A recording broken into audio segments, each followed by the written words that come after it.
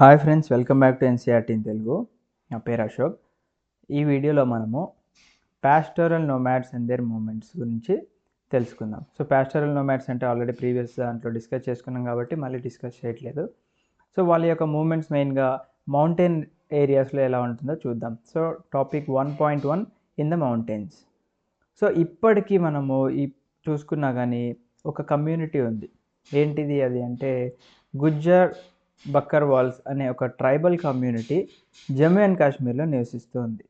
And వాళ్ళు ఏం చేస్తారు, వాళ్ళ దగ్గర గొర్రెలు మరియు మేకలు ఉంటాయి. వాటిని వీళ్ళతో పాటే ఎటంటే అటు తీసుకొని వెళ్ళి వాటికి గడ్డి అవి మేపిస్తూ ఉంటారనమాట.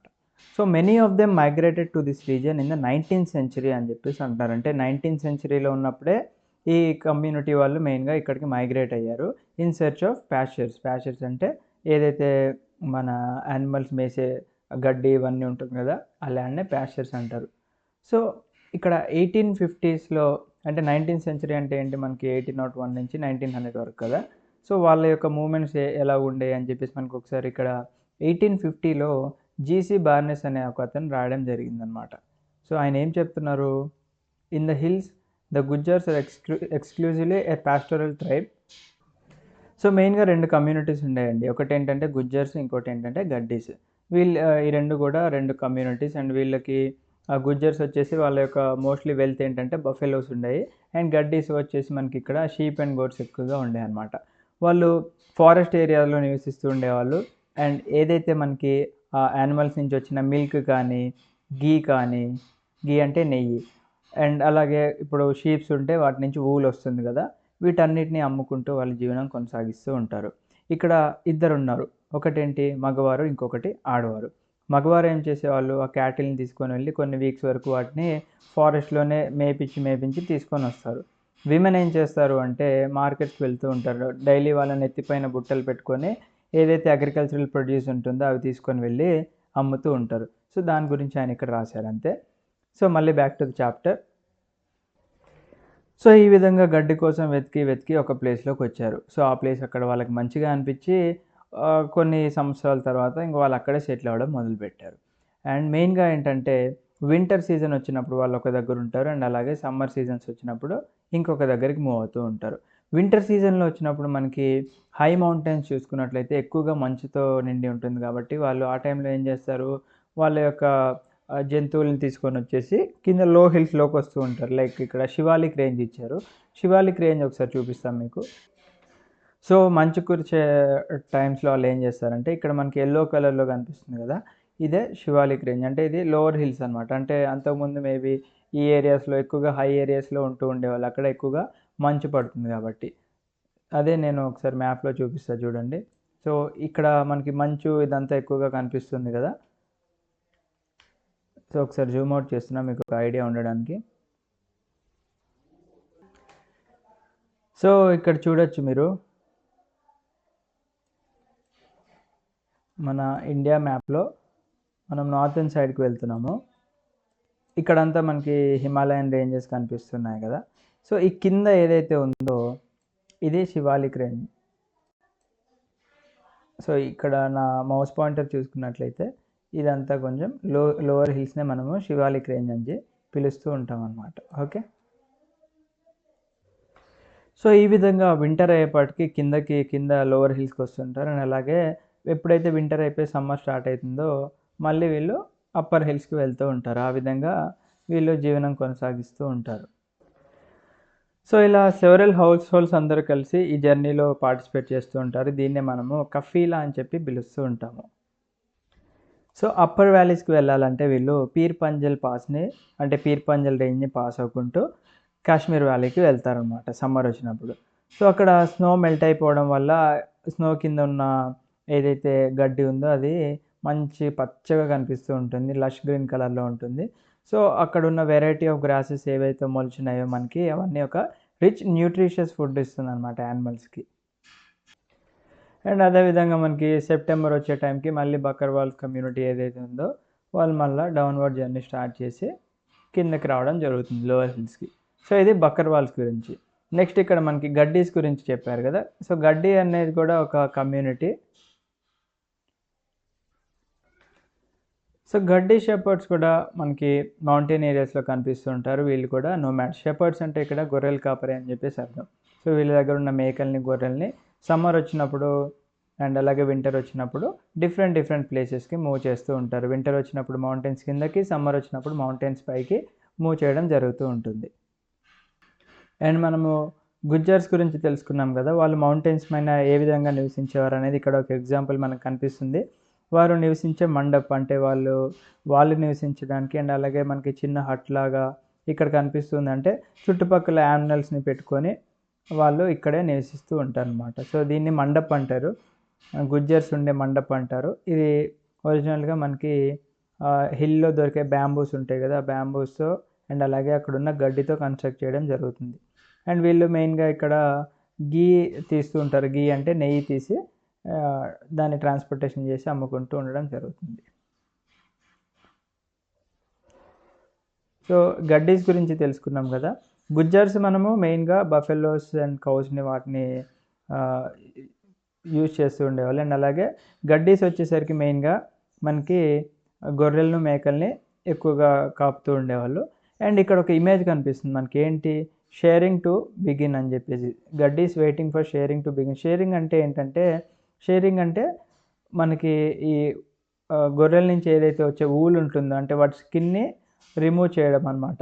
ఇక్కడ కనిపిస్తుంది చూసారా, నా మౌస్ పాయింటర్ చూసినట్లయితే ఇక్కడ ఆల్రెడీ దాని యొక్క ఊల్ని తీసి పక్కన పెట్టడం జరిగింది.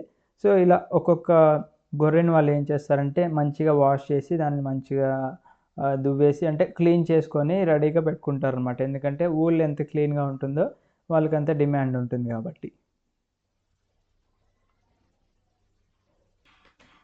సో ఇక్కడ షేరింగ్ అంటే మనకి ఏమి గొర్రెల్ని చంపరు, జస్ట్ ఆ గొర్రెల పైన ఉన్న ఏదైతే ఊలు ఉందో దాన్ని ట్రిమ్ చేయడం జరుగుతుంది. సో ఇక్కడ వీళ్ళందరూ కూర్చున్న వాళ్ళందరూ ట్రిమ్ చేసేవాళ్ళు. ట్రిమ్ చేసి ఈ విధంగా వీళ్ళ వెనకాల కనిపిస్తుంది కదా ఊల్, అలా స్టోర్ చేసి వాటిని మ్యానుఫ్యాక్చరింగ్ సెక్టర్కి పంపించడం జరుగుతుంది. అక్కడి నుంచి వాళ్ళు ప్రాసెస్ చేసుకొని మనకి వూలెన్ స్వెటర్స్ ఇవన్నీ తయారు చేయడం జరుగుతుంది.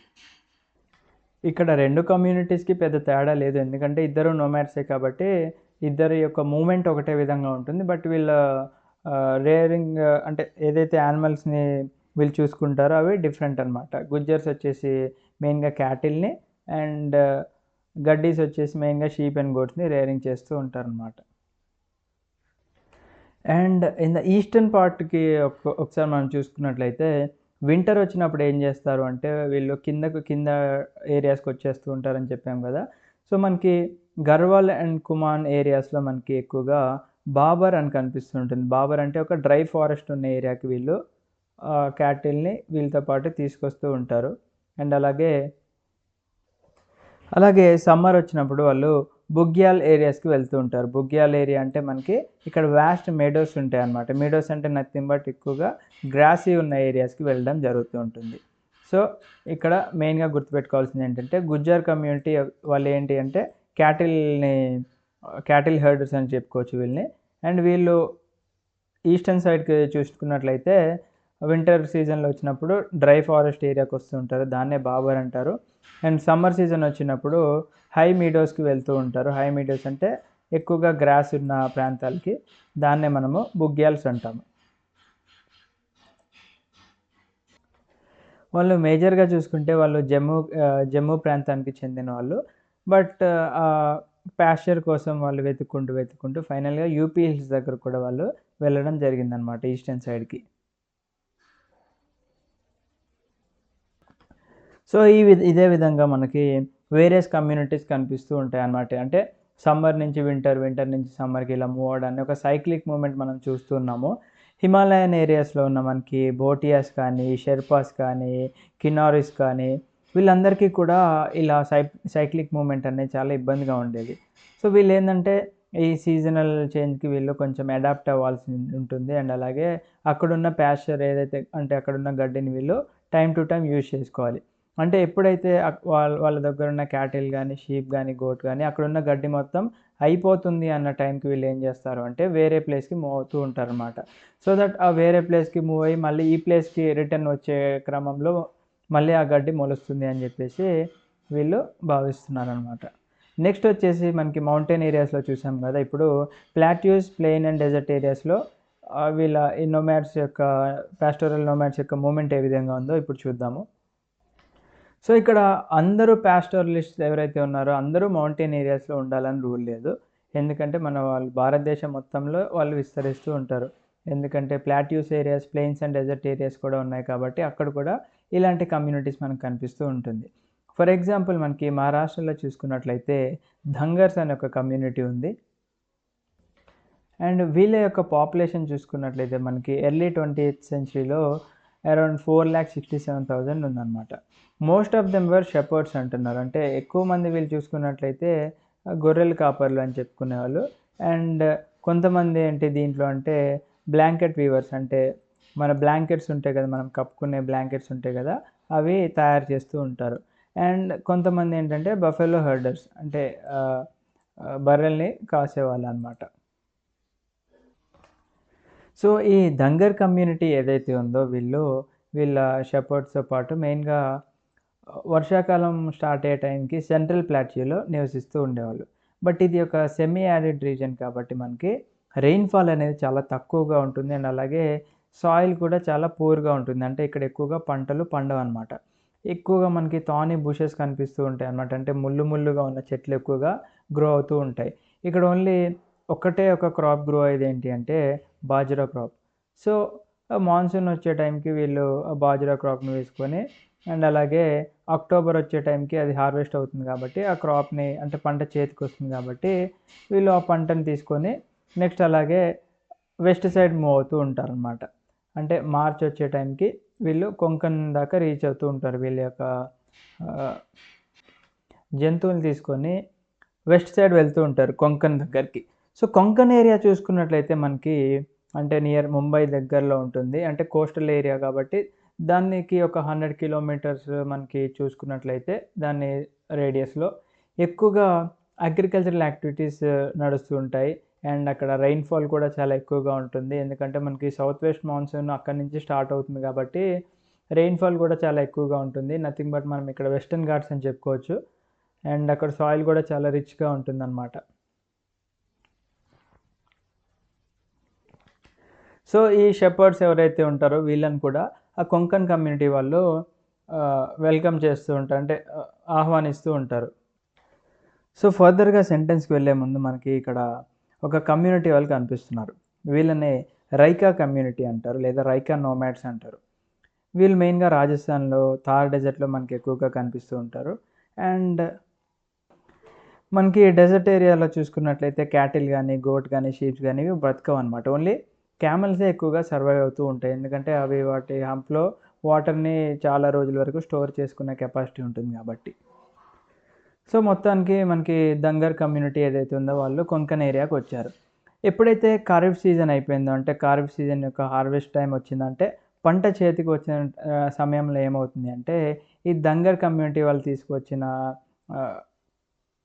వాళ్ళ జంతువులు ఏమైతే ఉన్నాయో దేని మీద ఎక్కువగా డిపెండ్ అవుతున్నాయి అంటే స్టబుల్ మీద. అంటే ఫర్ ఎగ్జాంపుల్ ఇప్పుడు వాళ్ళు ఖరీఫ్ సీజన్లో మెయిన్గా మనం రైస్ ఎక్కువగా పండిస్తూ ఉంటాం కదా. సో వడ్లు మనం పక్కన వేసిన తర్వాత ఆ గడ్డి ఉంటుంది చూసారా, దాని మీద ఎక్కువగా డిపెండ్ అవుతూ ఉంటాయి. సో దాన్నే మనము స్టబుల్ అంటాం అన్నమాట. అండ్ ఇక్కడ కొంకణి పీజెంట్స్, అంటే కొంకణి ఏరియాలో ఉన్న రైతులు ఎంత మంచివారో చూసారా ఇక్కడ. They also give supplies of rice which the shepherds took back to the plateau where grain was scarce. అంటే మనకి అక్కడ మహారాష్ట్రలో వీళ్ళున్న దంగర్స్ ఉన్న ప్లాట్యూ ఏరియాస్లో మనకి అక్కడ కల్టివేషన్ చాలా ఇబ్బంది అని చెప్తున్నాం కదా.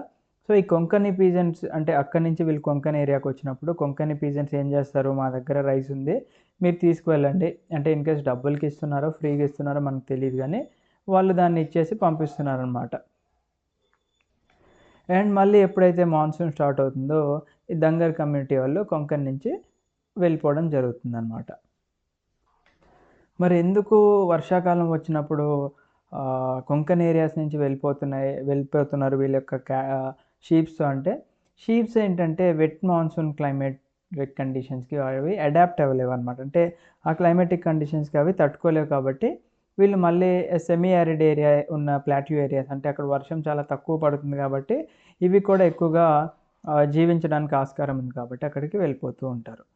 నెక్స్ట్ వచ్చేసి ఇప్పుడు ఇందాక మహారాష్ట్ర చూసాము అండ్ అలాగే రాజస్థాన్లో ఉన్న మనకి రైకా కమ్యూనిటీ గురించి కూడా చూసాం కదా. ఇప్పుడు కర్ణాటక అండ్ ఆంధ్రప్రదేశ్లో ఉన్న పరిస్థితి ఒకసారి చూద్దాము.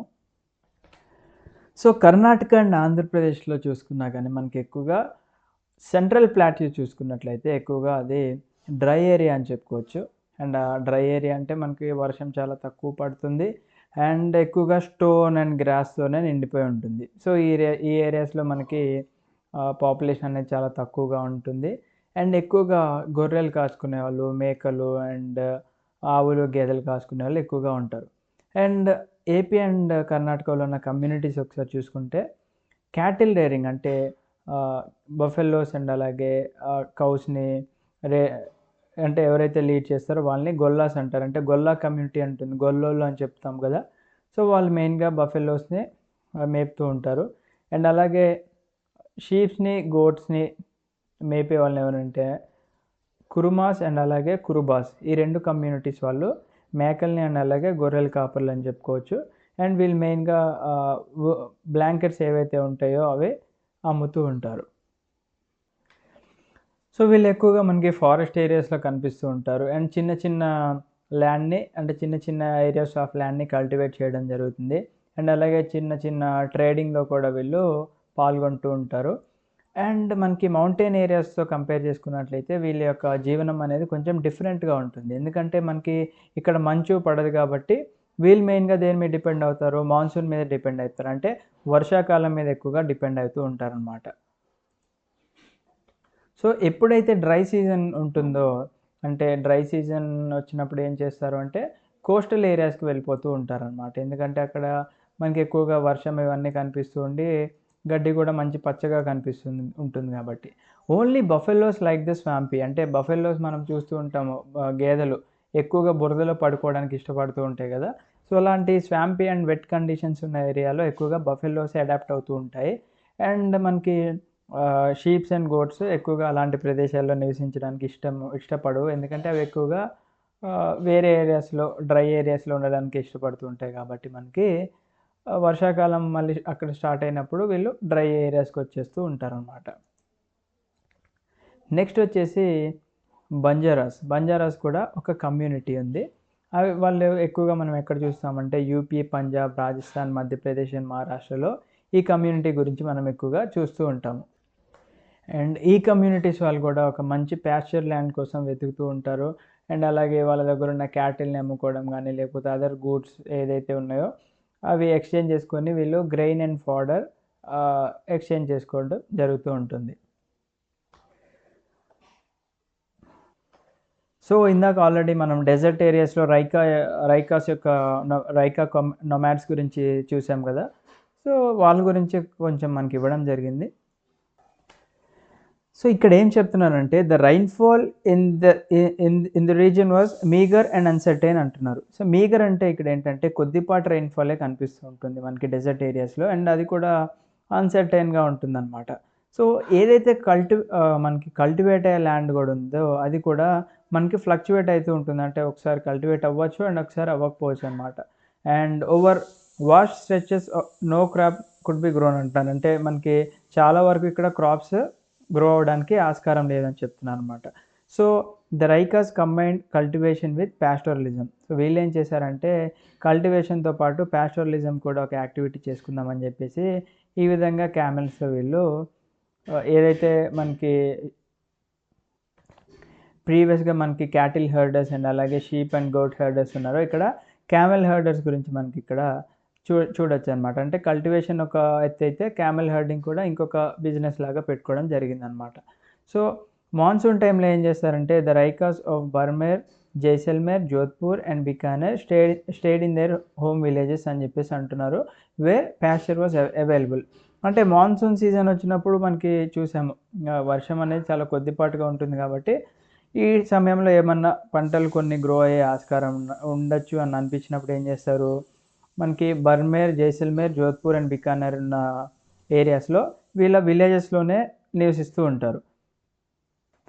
అండ్ అక్టోబర్ వచ్చే సమయానికి ఎప్పుడైతే ఈ గ్రేజింగ్ గ్రౌండ్స్ డ్రై అయిపోతాయి అండ్ అలాగే ఎగ్జాస్ట్ అయిపోతాయి, అంటే అంతరించడానికి వచ్చినాయో వీళ్ళు ఏం చేస్తారు, they moved out in search of other Pasteur and water. So వీళ్ళు మళ్ళీ ఎక్కడైతే గడ్డి ఉన్న ఏరియాస్ ఉన్నాయో అక్కడికి వెళ్తూ ఉంటారు, అండ్ అలాగే వాటర్ ఉన్న ఏరియాస్కి వెళ్తూ ఉంటారు అనమాట. అండ్ మళ్ళీ నెక్స్ట్ మాన్సూన్ వచ్చే సమయానికి వీళ్ళు రిటర్న్ అయిపోతూ ఉంటారు.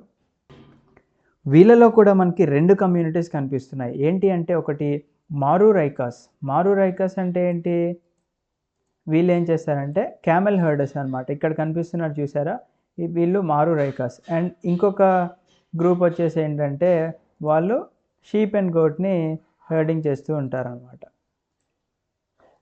సో ఇక్కడ ఇచ్చారు చూడండి, this is one of the Thar desert near Jaisalmer, అంటే రాజస్థాన్లో జైసల్మేర్ ఏరియా దగ్గర ఉన్న థార్ డెజర్ట్లో మనకి వాళ్ళ యొక్క పరిస్థితి అండ్ వాళ్ళ యొక్క ఇల్లులు కూడా మనకి ఇక్కడ కనిపిస్తూ ఉన్నాయి. అండ్ వాళ్ళ సెటిల్మెంట్నే మనము దండి అని చెప్పి పిలుస్తూ ఉంటాం. సో ఇది ఒక మార్కెట్ లాగా, అంటే ఒక జాతర టైప్లో. ఈ జాతరలో మనకి ఇక్కడ ఆవుల్ని అండ్ అలాగే క్యామెల్స్ని అమ్ముకుంటూ ఉంటారు. అండ్ ఇక్కడ మనకి క్యామెల్స్ కనిపిస్తున్నాయి, అండ్ ఇక్కడ ఆవులు కనిపిస్తున్నాయి, అండ్ అలాగే ఇక్కడ హార్సెస్ కూడా కనిపిస్తున్నాయి. సో మెయిన్గా వీటిని ఈ జాతరకు తీసుకొచ్చి అమ్మడాలు అండ్ కొనడాలు జరుగుతూ ఉంటాయి. సో వీళ్ళు ఏం చెప్తున్నారు, so we see that the life of these pastoral groups was sustained by a careful consideration of a host of factors అంటున్నారు. అంటే ఇక్కడ ఏం ఫ్యాక్టర్స్ డిపెండ్ అయి ఉన్నాయి, మౌంటైన్ ఏరియాస్ చూసుకున్నట్లయితే మనకి మెయిన్గా వింటర్ అండ్ సమ్మర్ మీద డిపెండ్ అయి ఉన్నాయి, అండ్ అలాగే ప్లాట్యూస్ ప్లెయిన్స్ ఏరియాస్ చూసుకున్నట్లయితే రెయిన్ఫాల్ మీద డిపెండ్ అయి ఉన్నాయి అనమాట. సో మెయిన్గా అవి ఫ్యాక్టర్స్ అని చెప్పుకోవచ్చు మనం ఇక్కడ. అండ్ ఇవే కాకుండా ఇంకా కొన్ని ఫ్యాక్టర్స్ ఉన్నాయి. ఏంటి అవి అంటే they had to judge how long the hertz could stay in one area. అంటే ఒక ఏరియాలో ఏవైతే మన జంతువులతో పాటు వీళ్ళు ఎంతకాలం నివసించగలరు అని చెప్పేసి వీళ్ళు ప్రిడిక్ట్ చేయాల్సిన అవసరం ఉంటుంది. And know where they could find water and Pasteur. అంటే మనం ఏ ఏరియాస్కి వెళ్తే మనకి వాటర్ అవైలబుల్గా ఉంటాయి అండ్ ఏ ఏరియాస్కి వెళ్తే మనకి గడ్డి అవైలబుల్గా ఉంటుంది మన జంతువులకి అని చెప్పేసి వాళ్ళు ఆలోచన చేయాల్సిన అవసరం ఉంటుంది. And they needed to calculate the timing of their movements. అంటే వాళ్ళ యొక్క మూమెంట్ ఏదైతే చేస్తారో దాని యొక్క టైమింగ్స్ కూడా క్యాల్కులేట్ చేయాల్సి ఉంటుంది. And ensure that they could move through different territories. So ఇంకొకటి ఏంటంటే ఒక టెరిటరీ నుంచి ఇంకొక టెరిటరీస్కి వెళ్ళాల్సిన అవసరం కూడా ఉంటుంది, ఎందుకంటే ఈ ప్యాస్చర్ కోసం సెర్చ్ చేసే క్రమంలో. సో అది కూడా వీళ్ళు క్యాల్కులేట్ చేయాల్సి ఉంటుందన్నమాట. And they had to set up A relationship with farmers on the way. And so ఇది కూడా ఇంపార్టెంట్, ఎందుకంటే మనకి దారిలో వెళ్ళే క్రమంలో ఎక్కువగా ఫార్మర్స్ కనిపిస్తూ ఉంటారు. అంటే ఎక్కడైతే మనకి జనావాసం తక్కువగా ఉంటుందో ఆ ఏరియాస్లో చాలా తక్కువ జనాభా ఉన్న కమ్యూనిటీస్ కనిపిస్తుంటాయి అండ్ పీజెంట్స్ ఎక్కువగా కనిపిస్తూ ఉంటారు. సో రైతులతో వీళ్ళు ఒక మంచి అనుబంధం పెంచుకున్నట్లయితే వాళ్ళకి కావాల్సిన నెయ్యో లేకపోతే పాలో ఏదో ఒకటి ఇచ్చి వీళ్ళకి కావాల్సిన గ్రెయిన్స్ ఇవన్నీ ఎక్స్చేంజ్ చేసుకోవడం చూస్తూ ఉంటాం మనం. అండ్ ఇంకొక ఇంపార్టెంట్ ఫ్యాక్టర్ ఏంటంటే ఎప్పుడైతే ఫార్మర్స్ యొక్క పంట చేతికి వస్తుందో ఆ సమయంలో ఉన్న గడ్డిని కానీ అండ్ ఏదైతే రిమైనింగ్స్ ఉన్నాయో వాటిని వీళ్ళ యొక్క జంతువులకి ఇవ్వడానికి కూడా వీళ్ళు ఒక మంచి రిలేషన్షిప్ మెయింటైన్ చేసుకోవాలి. So the combined a range of different activities, cultivation, trade and herding to make their living అంటున్నారు. Next, how did the life of pastoralist change under the colonial rule అనేది మనము నెక్స్ట్ చాప్టర్లో discuss చేసుకుందాం. So ఇక్కడ camel fair మనకు కనిపిస్తుంది ఈ పిక్చర్లో. అండ్ అలాగే ఇక్కడ ఒక ఊరుంది, ఈ ఊరిలో ఒక పెద్ద మనిషి ఉన్నాడు. ఆ పెద్ద మనిషి ఏం చేస్తున్నాడు అంటే ఈయననే జీనియాలజిస్ట్ అంటారు. జీనియాలజిస్ట్ అంటే వంశవాళి శాస్త్రవేత్త. అంటే వీళ్ళ యొక్క వంశం గురించి అందరికీ, అంటే ఆ కమ్యూనిటీ వాళ్ళందరికీ ఎక్స్ప్లెయిన్ చేసి మన యొక్క ట్రెడిషన్ ఇది, మన యొక్క కమ్యూనిటీ యొక్క ఇంపార్టెన్స్ ఇది, మనము ఈ జంతువుల్ని మనం సాదుతూ ఉంటాము, అలాంటివన్నీ ఈయన ఆ వంశ పారక్రమం అలా చెప్తూ ఉంటారు అనమాట. అంటే నెక్స్ట్ మీరు కూడా ఇలానే పాస్ చేయాలి ఇన్ఫర్మేషన్ అని చెప్పేసి వీళ్ళందరికీ లెక్చర్స్ ఇస్తూ ఉంటారు. అండ్ అలాగే ఇక్కడ ఒక ఇమేజ్ కనిపిస్తుంది, Maldhari herders moving in search of pastures. So ఇది రన్ ఆఫ్ కచ్లో మనకి కనిపిస్తున్న image. So that's it friends, ఈ చాప్టర్ ఇంతటితో అయిపోయింది. సో ఇప్పుడు దాకా మనం ఎక్స్ప్లెయిన్ చేసుకున్న కమ్యూనిటీస్ యొక్క ఇంపాక్ట్ ఏ విధంగా ఉంది కొలోనియల్ రూల్ అన్నప్పుడు అని నెక్స్ట్ చాప్టర్లో డిస్కస్ చేద్దాము. Thank you. జై హింద్.